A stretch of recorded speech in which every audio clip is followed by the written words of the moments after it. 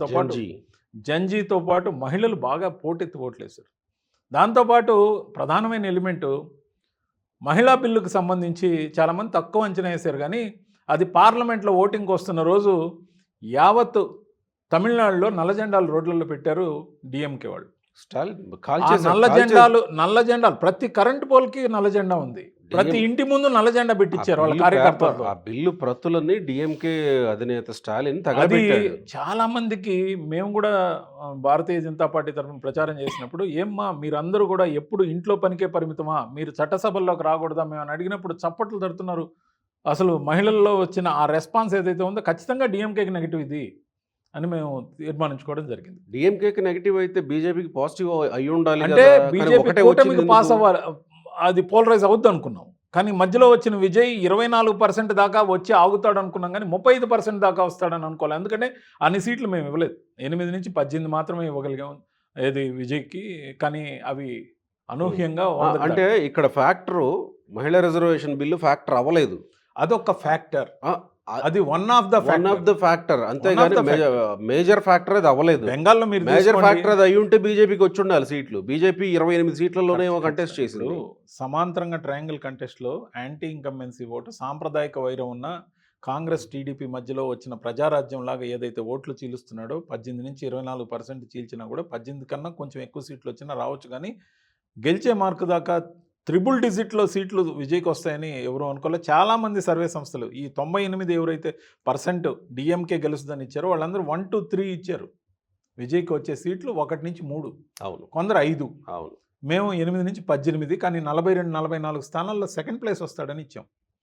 కాబట్టి అక్కడ కొత్తగా దిగిన మాకు బెంగాల్లో కంప్లీట్ సక్సెస్ లభించింది. మరి అస్సాము, మరి కేరళ కంప్లీట్గా సక్సెస్ అయ్యాం. పుదుచ్చేరి పార్షియల్గా సక్సెస్, అంటే సెకండ్ ప్లేస్లోకి విజయ్ వస్తాడని రాలేదు కానీ అక్కడ సక్సెస్ అయ్యాం. కానీ తమిళనాడులో డిఎంకే రాదని చెప్పడంలో సక్సెస్ అయ్యాం, కానీ అంతిమంగా అక్కడ కొంత ఫెయిల్ అయ్యాం మేము. తర్వాత ఇప్పుడు మీరు అడిగారు అంటే కనెక్టెడ్గా తెలంగాణ వస్తా, అక్కడికి వస్తా. సో ఇప్పుడు మీరు ఇక్కడ ఫెయిల్ అయ్యామని మీరు ఒప్పుకుంటున్నారు కాబట్టి మున్ముందు ఇంకా అన్ని స్టేట్స్ కొనసాగిస్తారా? 100% ఎక్కడ ఏ స్టేట్లో ఎలక్షన్ జరిగినా మా సంస్థ సర్వే చేస్తుంది. ఓకే, అవసరమైతే స్ట్రాటజీస్ చేస్తుంది. ఆ స్ట్రాటజీస్ చేసేటప్పుడు కొన్ని గైడ్ లైన్స్ పెట్టుకున్నాం. ఎందుకంటే మొదటి ప్రయత్నంలోనే ఫెయిల్ అయ్యామని ఒప్పుకుంటున్నాం అంటే దీన్ని ఎట్లా తీసుకుంటున్నారు మీరు? మొదటి ప్రయత్నంలో మేము ఫెయిల్ కాలేదు, పార్షియల్గా ఫెయిల్ అయ్యాం. 5 రాష్ట్రాలకి ఒక్క రాష్ట్రంలో డిఎంకే రాదని చెప్పగలిగాం కాబట్టి కనీసం 50% సక్సెస్ అయ్యాం మేము. ఆ స్టేట్లో కూడా మిగతా 4 రాష్ట్రాల్లో సక్సెస్ అయ్యాం. రైట్. కాబట్టి మా గెలుపు, మా సర్వే సంస్థ గెలుపు 80%గా తీసుకోవచ్చు మీరు. 20% తీసేయచ్చు. అంటే 5 రాష్ట్రాలకు 20% అనుకుంటే మీరు 80%గా యాక్సెప్టబుల్. 80% success rate. ఎందుకంటే ఈ రోజు ఇచ్చిన సర్వే సంస్థలు, రెన్యూడ్గా చెప్పుకున్న సర్వే సంస్థలు, పెద్ద పెద్ద సంస్థల పేర్లన్నీ కూడా 98% డిఎంకే గెలసని ఇచ్చిన సంస్థలతో పోల్చుకున్నప్పుడు ఎవ్వరు కూడా చెప్పని ఒకే ఒక్క మాట చెప్పిన యాక్సిస్ మై ఇండియా అయితేమి, బెంచ్ మార్క్ అయితేమి, ఈ 2 సంస్థలు మాత్రమే డిఎంకే గెలవదని ఖరాఖండిగా చెప్పిన సంస్థలు. కాబట్టి మాకు ఆ మాత్రం ఇవ్వచ్చు, మమ్మల్ని ఎంకరేజ్ చేయొచ్చు. రాబోయే రోజుల్లో అన్ని స్టేట్లలో కూడా సర్వేలు ఉంటాయి, ఖచ్చితంగా ఎగ్జిట్ పోల్స్ ఉంటాయి, ఖచ్చితంగా స్ట్రాటజీలు అవసరమైన దగ్గర కూడా చేస్తాం.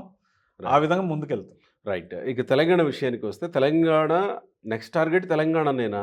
నెక్స్ట్ టార్గెట్ తెలంగాణ కన్నా ముందు మేము పంజాబ్ వైపు గురిపెట్టబోతున్నాం. రాబోయే రోజుల్లో ఫిబ్రవరిలో గోవా, పంజాబ్, ఉత్తరాఖండ్ ఎలక్షన్స్ ఉంటాయి. ఉత్తరాఖండ్లో కానీ మరి గోవాలో కానీ మేమే అధికారంలో ఉన్నాం. కొత్తగా మేము కొట్టాల్సిన స్టేట్ పంజాబ్. పంజాబ్ తర్వాత తెలంగాణ కాను ముందు కర్ణాటక ఎలక్షన్స్ 6 నెలలు ముందు వస్తాయి. కర్ణాటకలో గతంలో భారతీయ జనతా పార్టీ అధికారంలో ఉంది. ఆ తర్వాత 6 నెలల తర్వాత వచ్చే ఎలక్షన్స్ తెలంగాణలో ఉంటాయి. తెలంగాణతో పాటు అప్పుడు వచ్చే ఎలక్షన్స్ మధ్యప్రదేశ్, ఛత్తీస్గఢ్, రాజస్థాన్ ఇవి కూడా ఉంటాయి. నెక్స్ట్ ఇయర్ రాబోతున్నాయి ఉత్తరప్రదేశ్, గుజరాత్ ఎలక్షన్స్, అవి విడిగా ఉంటాయి. అంటే తెలంగాణతో వచ్చే స్టేట్లు చెప్తున్నాను. నేను అనేది ఏంటంటే ఖచ్చితంగా కూడా రాబోయే అన్ని ఎలక్షన్స్లో కూడా మా సర్వేలు అవి ఎలాగో ఉంటాయి. కానీ తెలంగాణ అనే టార్గెట్ అంటే ఎస్, తెలంగాణ కూడా టార్గెటే, కర్ణాటక టార్గెటే, పంజాబ్ టార్గెటే. దేశం మొత్తంలో కూడా కాషాయ రంగు ఖచ్చితంగా పరిడు వెళ్ళాలని మేము కోరుకుంటాం. ముఖ్యంగా భారతీయ జనతా పార్టీ అధికారంలో ఉండాలి. లేదా భారతీయ జనతా పార్టీతో కలిసి వచ్చే పార్టీలతో కలిసి అధికారంలో ఉండాలి. ఇది మా యాంబిషన్, ఇది మా నిశ్చయంగా ఉన్న అభిప్రాయం. ఇప్పుడు తెలంగాణలో మరి అంటే మీరు బీజేపీ నాయకులు అయినప్పటికీ ఓ స్ట్రాటజీ సంస్థకి మీరు అధినేత కాబట్టి చెప్పండి, తెలంగాణలో కలిసి వచ్చే పార్టీలతో కలుపుకుని వెళ్ళి అధికారంలోకి రావడానికి అవకాశం ఉందా? సొంతంగా వెళ్ళి అధికారంలోకి రావడానికి అవకాశం ఉందా? మీకు జెన్యున్గా చెప్పండి. ఇంకా తెలంగాణలో మేము సర్వే మొదలు పెట్టలేదు, కానీ గ్రౌండ్ మొదలుపెట్టకపోయినా మీకు గ్రౌండ్ పక్క తెలుగు రాష్ట్రాలు గ్రౌండ్ కాబట్టి. రియాలిటీ చెప్పాలి. ఇప్పటికే 17 మంది ఎంపీలు ఉన్న తెలంగాణలో 8 మంది ఎంపీలను సాధించిన భారతీయ జనతా పార్టీ ఇప్పుడు అధికార పార్టీగా ఉన్న కాంగ్రెస్ పార్టీకి పోటాపోటీగా ఉన్నమాట వాస్తవం. ఇక్కడ కాంగ్రెస్ పార్టీ జాతీయ పార్టీగా అధికారంలో ఉంది, మరో జాతీయ పార్టీగా మరో 8 మంది ఎంపీలతో భారతీయ జనతా పార్టీ సిద్ధంగా ఉంది. మధ్యలో బీఆర్ఎస్ 10 సంవత్సరాలు పరిపాలించింది. బీఆర్ఎస్ నుంచి కేసీఆర్ తనయ్య సొంతంగా పార్టీ పెట్టుకుంది, దాంట్లో ఒక ఫ్యాక్టర్ చీలింది. దాంతోపాటు రాబోయే పరిణామాల్లో భారతీయ జనతా పార్టీ ఖచ్చితంగా కూడా ఇక్కడ ఏ అంశాన్ని ప్రాధాన్యత తీసుకోవాలి అనేది స్పష్టమైన అవగాహన కొన్ని ఎలిమెంట్స్ ఉంటాయి. నేను అదే అంటున్నా, కలిసి వచ్చే వాళ్ళతో కలుపుకుని వెళ్ళి అధికారంలోకి వచ్చే అవకాశం ఉందా, లేదా ఒంటరిగా వెళ్ళినా పశ్చిమ బెంగాల్ లాగా కొట్టే అవకాశం ఉంటుందా? అంటే పశ్చిమ బెంగాల్లో క్రమంగా 2016 నుంచి ప్రయత్నించుకుంటూ వస్తే 26కి కొట్టారు. ఒక సర్వే సంస్థగా కూడా చెప్తున్నా, భారతీయ జనతా పార్టీ ప్రతి నియోజకవర్గంలో రోజు రోజుకి బలపడుతోంది తెలంగాణలో. ఇక్కడ అనేక అంశాలు ఉన్నాయి. జాతీయత, కంట్రీ ఫస్ట్ అనే నినాదం, అంకితభావం ఉన్న కార్యవర్గం, కార్యకర్తలు, అనేక వింగ్స్ ఏవైతే ఉన్నాయో ప్రజల్లోకి చొచ్చుకొని పోతున్నాయి. నిన్నటి రోజునే ఎలక్షన్ రిజల్ట్ వచ్చింది. నిన్నటి రోజున మే 4, మరి మే 10వ తారీఖునే ఫస్ట్ విజిట్ చేస్తున్న రాష్ట్రం ప్రధానమంత్రి నరేంద్ర మోడీ గారు తెలంగాణ సికింద్రాబాద్ నడిబొడ్డునున్న పరేడ్ గ్రౌండ్స్.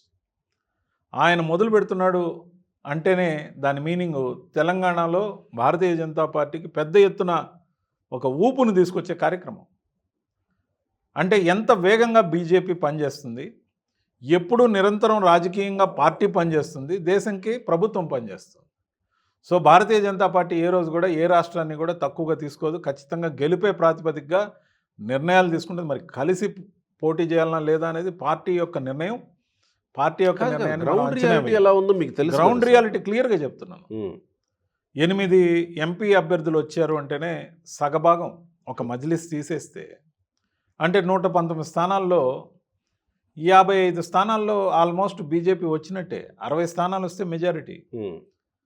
ఆ ప్రాతిపదికను చూస్తే BJP very much in front running షేప్లో ఏదైతే ఉందో, చాలామంది ప్రాంతీయ పార్టీలు ఏమనుకుంటున్నాయంటే ఈ రోజున ప్రాంతీయ పార్టీయే దిక్కు ఈ రాష్ట్రానికి అనుకునే దాంతోపాటు ఎక్కువగా కుటుంబ పార్టీలు ప్రాంతీయ పార్టీలుగా ఉండడం వల్ల ఇప్పుడే మనం చూసాం స్టాలిన్ గారు అక్కడ కుటుంబానికి పెద్దపీట వేయడం వల్ల కూడా కొంత అపప్రద తెచ్చుకున్నాడు.